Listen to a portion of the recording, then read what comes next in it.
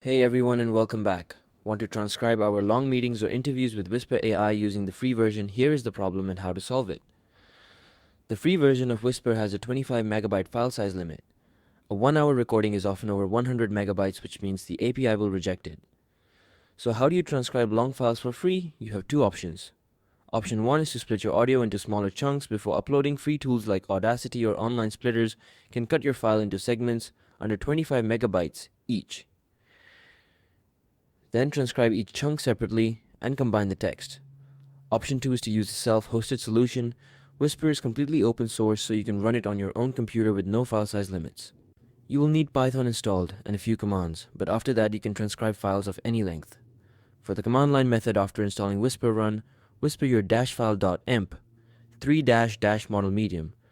The model will automatically process the audio in chunks, no manual splitting needed. If you want a visual interface, use a free web tool that runs Whisper locally in your browser like vidpic or whisperweb.dev. These options keep your audio private and have no file size caps.